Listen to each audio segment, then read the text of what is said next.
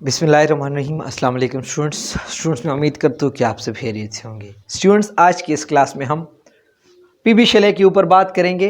अब पीबी शेले हमारे पास कौन है? पीबी शेले बेटा आपको याद है, हम रोमांटिक पोइट्स को ग्रुप्स पे डिवाइड कर चुके हैं और ले ग्रुप, द स्कार्ड group and the younger group दो हम ऑलरेडी डिस्कस कर चुके हैं। अब यंगर ग्रुप के ऊपर हम लेक्चर अपलोड करते हैं। इससे पहले हमारा बायरन के ऊपर जो है वो हमारा ऑलरेडी लेक्चर अपलोड हुई है, who is one of the younger poets और यंगर ग्रुप। बेटा अब हम पीबी शेले का बात करते हैं जो कि यंगर ग्रुप में से दूसरे नंबर पर है। पीबी शेले जो कि उसका पूरा नाम है पर्सी बायशे शेले, ये आपके पेपर में आ सकता है। बेटा ही वॉज बॉर्न 1792 में वो पैदा हुआ एंड 1822 में उसका डेथ हुआ। तकरीबन जो है वो उसका 30 ईयर्स एज बनता है। उस दुनिया में उसने 30 साल गुजारी।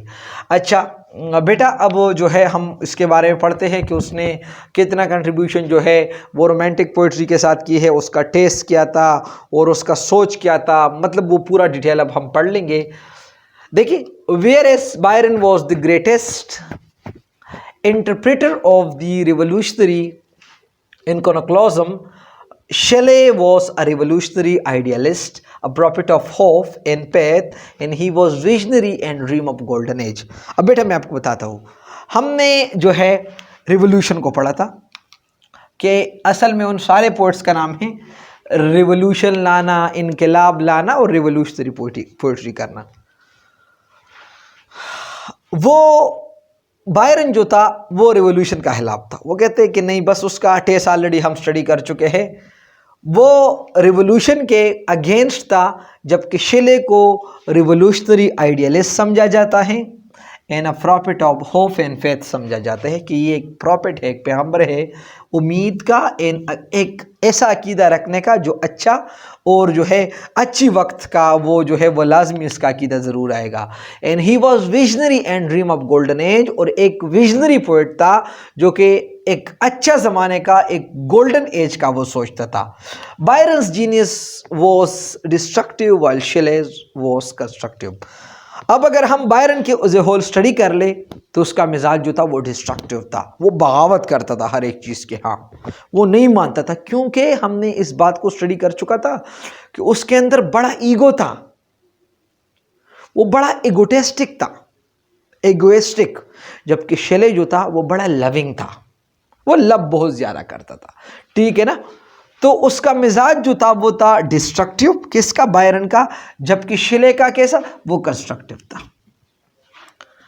अब बेटा जब वो जवान था तो वो एक पॉलिटिकल लीडर था जिसका नाम था विलियम गॉडविन, और उसके पार्टी का नाम था पॉलिटिकल जस्टिस। जब वो इसके इन्फ्लुएंस में आया और उसने जब चीज़ों को थारोली देखा, अंडरस्टैंड की, तो उसने चर्च को और रिलीजन को और Kings and queen and priest, इस सारी चीज़ों को उसने जब देखा तो उसने बोला कि सबसे बदतरीन लोग इस तबके वाला है जो प्रीस्ट है, जो किंग है, जो हमारे पास चर्च जो हमें जो मतलब जो चीज़ वो इधर से जो मॉनिटर करता है, ये सारे चीज़ें जो है ये बड़े डिस्ट्रक्टिव है और हमारे प्रोग्रेस का और हमारे खुशहाली का एक रुकावट ये सारे चीज़ें हैं। हमारा पॉलिटिक्स, हमारा किंग और हमारा प्रीस्ट और हमारा मज़हब, ये सारे चीज़ें जो है वो क्या है, वो हमारे पास यानी हमारे खुशहाली के और हमारे अमन के रास्ते में एक रुकावट है। उसने उसको पूरी अच्छी तरह उसने सारी चीज़ों को ऑब्जर्व की। फिर जो है उसने एक ग्रेट वर्क प्रोड्यूस की जिसका नाम था क्वीन मैब। क्वीन मैब।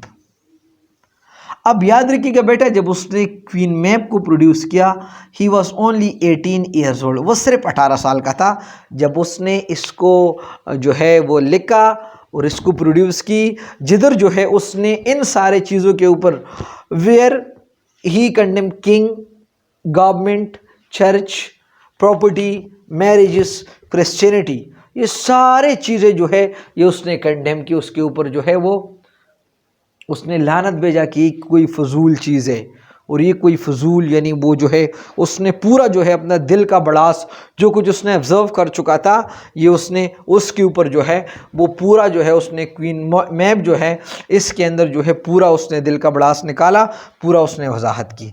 फिर जो है बेटा इसके बाद उसने जो है एक और वर्क उसका प्रोडक्शन है, उसका नाम है द रिवोल्ट ऑफ इस्लाम। अब देखिए रिवोल्ट ऑफ इस्लाम उसने 1817 में लिखा, in charge picture of French revolution, जिधर जो है उसने फ्रेंच रिवोल्यूशन का एक तस्वीर लाया और इस फ्रेंच रिवोल्यूशन का तस्वीर उसने एक अलग तरीके से लाया। इससे पहले आपको याद है कि जितने भी पोइट्स थे, जितने भी रोमांटिक्स थे, उसने फ्रेंच रिवोल्यूशन से बगावत किया था। उसने कहा हम आपके साथ नहीं होने वाले। वो कहता है कि फ्रेंच रिवोल्यूशन जो है वो हमारा पीस लाएगा, खुशहाली लाएगी, मुल्क को अच्छा बनाएगा, क्योंकि अब फ्रेंच रिवोल्यूशन के साथ जो है यंग पोइट्स का फेथ है, नौजवान पोइट्स उसके साथ बहुत ज़्यादा हुए और जो है फिर जो है उसने फ्रेंच रिवोल्यूशन के साथ होके जो है उसने जो है ये पूरा जो है उसने एक पिक्चर दी फ्रेंच रिवोल्यूशन को। फिर 1820 में उसने प्रोमेथियस अनबाउंड जो है ये उसने एक हम लिखी। ये असल में हमारे पास जो है उसने एक revolt against the fall gods, जितने भी जो फॉल्स गॉड्स है उसी वक्त का ये उसने वो जो है इसका खिलाफ जो है वो उसने लिखा, जिसका नाम थे प्रोमेथियस अनबाउंड। अब बेटा ये प्रोमेथियस जो है ये असल में इस चीज़ की साइन है उसकी बहुत ज़्यादा स्ट्रगल का, उसकी बहुत ज़्यादा मुश्किलात के पास होने का, कि वो कितना ज़्यादा मुश्किलात से पास होके कितना स्ट्रगल करके और आखिरकार वो कैसे पीस पहुंच गए।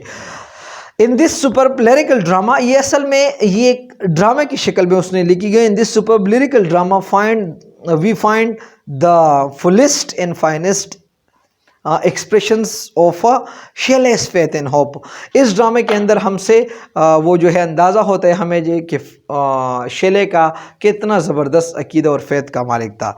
शेलेस अदर ग्रेट पोएम्स आर, अब शेले के और ग्रेट पोएम्स के ऊपर हम देख ले तो इसमें हमारे पास आता है अलास्टर्स जो कि उसने 1816 में लिखा।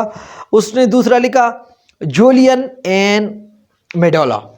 अब ये उसने एक दूसरा वर्क लिखी और याद रखिएगा इस जूलियन मेडोला के अंदर उसने अपना जो है पोर्ट्रेट जो है वो उसने कंट्रास्ट की है बायरन के साथ, मतलब अपने ऊपर जो है उसने ये वर्क लिखी है जिधर बायरन का और अपने आप का उसने कंट्रास्ट मुआजना की है। उसने एक नेक्स्ट वर्क प्रोड्यूस की है जो बहुत ज़बरदस्त है, द सेंसी। अब द सेंसी जो है याद रखिएगा द टेरेबल स्टोरी। अब सेंसी के बारे में मैं आपको थोड़ा सा बताता हूँ। ये उसने एक पोएटिक ड्रामा की शक्ल में लिखी है, एक ड्रामा के फॉर्म में लिखी है और ये जो है एक रोमन फैमिली के बारे में उसने लिखी है और इसके अंदर 5 एक्ट्स है, जिस तरह एक ड्रामा के अंदर एक्ट्स नहीं होते, और जो है ये उसने लिखी है 1819 में। द सेंसी के अंदर उसने वो डिस्क्राइब करता है अब एक लड़की का किस्सा, एक जवान खूबसूरत लड़की का किस्सा जिसका नाम है बीट्राइस, जिसका वो जो शिकार होती थी अपने फादर के लस्ट से, वो जो है मतलब जो इंसान की जो सेक्सुअल जो डिज़ायर नहीं होते उनसे वो जो है अपनी बेटी जो है वो शिकार होती जाती थी और फिर जो है आखिर में अब्बू ने अपने ज़िंदगी जो है वो उसके बदले में दी कि बस मुझे सज़ा दो क्योंकि मैंने बहुत ज़्यादा गलती की है। अब्बू जो है वो अपने बेटी के साथ, बेटी का नाम है, क्या नाम है, बीट्राइस। अब बीट्राइस के साथ जो है वो अपना ख्वाहिश जो है, अपना लिज्जत जो है, मतलब यह सेक्सुअल एलिसिट रिलेशन वो अपने बेटी के साथ वो रखता था और बाद में जो है उसने अपने ज़िंदगी हवाला कर दी इसके सज़ा में। ठीक है बेटा। एक लिरिकल ड्रामा है जिसका नाम है Hellas, in which he sings the rise of the Greece against the Ottoman yoke. ये जो है इधर जो है वो he sings the rise of the Greece, यानी वो यूनान के, ग्रीस के लोग जो है वो जब इसके ओटोमन यूक के अगेंस्ट उठने लगे उसके बारे में बोलता है।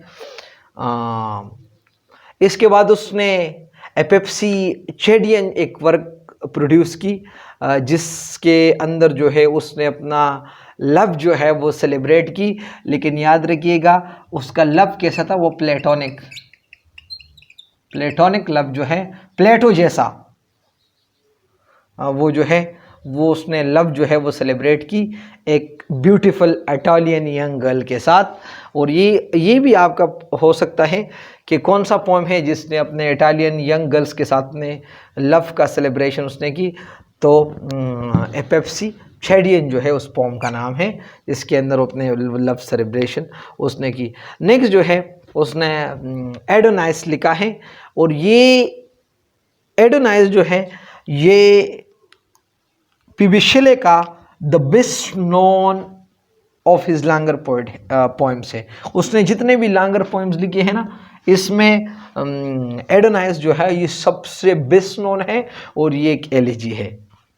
एलिजी तो बेटा आप लोग जानते हो, जब हम किसी के गम पे लिखते हैं वो एलिजी है। जिस तरह मिल्टन ने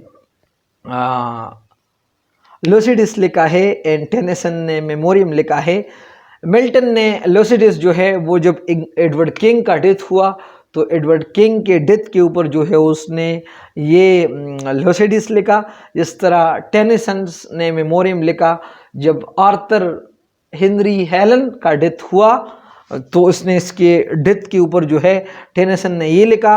और फिर जो है शेले ने एडोनिस लिखा कीट्स के डेथ के ऊपर। याद रखिए, ये अक्सर एमसीक्यूज हो सकता है। कीट्स के डेथ के ऊपर उसने एडोनिस लिखा। इन याद रखिएगा दीज थ्री कौन कौन से, एडोनिस, लैसिडिस एंड मेमोरियम्स जो है ये 3 इंग्लिश लिटरेचर के सबसे बेस्ट नॉन एलिजीज है। ठीक है बेटा, तो ये जो है उसने एडोनिस जो है उसने कीट्स के मौत के ऊपर उसने लिखा। अब बेटा अगर हम जो है वो शेले के रेपुटेशन का बात करें, तो उसका मेनली रेपुटेशन जो है वो एज अ पोएट इन कौन सा poet, as a lyrical poet.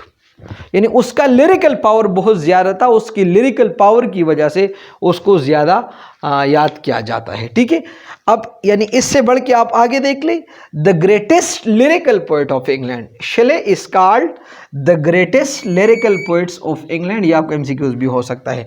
शेले wrote number of small lyrics, उसने चंद स्मॉल लिरिक्स भी लिखे हैं, जिसके अंदर टू कॉन्स्टेंटिया है, दी ओजिमेंडियस है, और ओजिमेंडियस फर्स्ट ईयर के निसाब में भी है।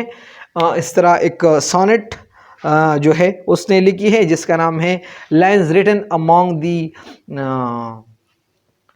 यूक्रेनियन हेल्स।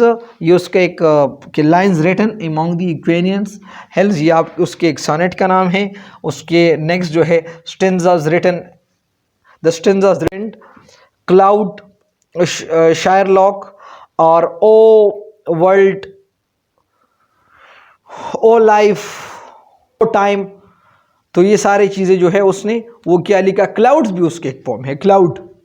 ठीक है ना, और ओ टाइम भी उसके एक पोएम है। तो बेटा अब अगर इसके पोएम्स के नाम को हम देख ले, तो अगर हम इसके as a poet of nature की बात कर ले, तो वो सिर्फ ह्यूमन नेचर के ऊपर नहीं लिखता था, जिस तरह हमारे पास विलियम वर्ड्सवर्थ था, सिर्फ ह्यूमन नेचर के ऊपर लिखता था।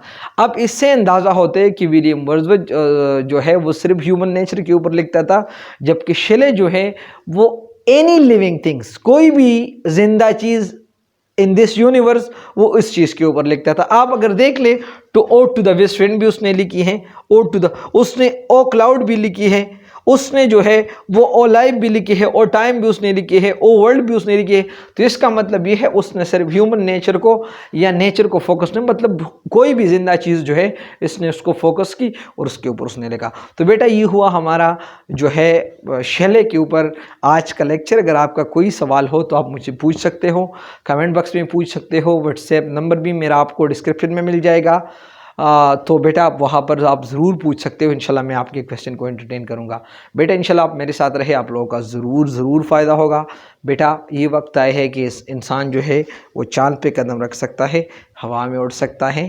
तो एक टेस्ट और एक इंटरव्यू हम नहीं पास कर सकते, ज़रूर इंशाल्लाह हम पास करेंगे। कामयाबी इंशाल्लाह हमारा मुकद्दर होगी। तो बेटा थैंक यू वेरी मच, अल्लाह हाफिज़।